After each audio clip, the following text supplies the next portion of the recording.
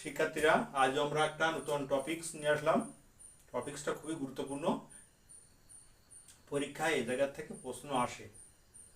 আজকের টপিকসটা হচ্ছে এরকম, দুটি বিন্দু দেওয়া থাকলে আমাদের ঢাল নির্ণয় করতে হবে বা ঢাল নির্ণয় করা শিখব। প্রথমে দুটি বিন্দু নিয়েছি, এ x1 y1 ও বি x2 y2, দুটি বিন্দু।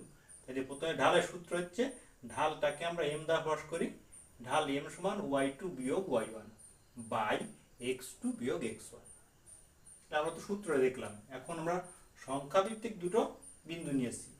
এই সংখ্যাভিত্তিক বিন্দু থেকে আমরা ঢাল নির্ণয় করা শিখব। পি একটি বিন্দু 5,3 ও কিউ একটি বিন্দু 7,10, এই দুটি বিন্দু হলে ঢাল এম সমান y2 বিয়োগ y1 বাই x2 বিয়োগ x1। প্রথমে আমরা সূত্রটি লিখলাম। এবার আমরা এই মানগুলো বসিয়ে দিব।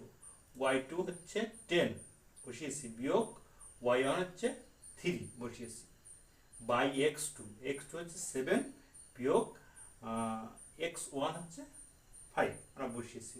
পরে ক্যালকুলেট করেছি, 7 আসছে, নিচে ক্যালকুলেট করলে 2 আসছে। তাহলে আমাদের সেই কাঙ্ক্ষিত সেই ঢাল হলো 7/2। তো আশা করি প্রিয় শিক্ষার্থীরা তোমরা খুব সহজে এটা বুঝতে পেরেছো এবং এখন থেকে ঢাল নির্ণয়ের তোমাদের আর কোনো জটিলতা থাকবে না। তোমরা বাসায় এই কাজগুলো ক খ গ ঘ এই কাজগুলো করবে, এগুলো নিয়ে বিন্দুগুলো নিয়ে ঢাল নির্ণয় করবে। আর প্রিয় শিক্ষার্থীরা আর একটা জিনিস মনে রাখবে, ঢালকে ট্যান থিটা দ্বারাও প্রকাশ করা হয়। ঢালকে যদি আমরা ট্যান থিটা দ্বারা প্রকাশ করি তাহলে আমরা ওইটা কীভাবে লিখতে পারি? ঢালটাকে তো এম দ্বারা প্রকাশ করা হয়, তাহলে এম সমান ট্যান থিটা, এইভাবে আমরা লিখতে পারি।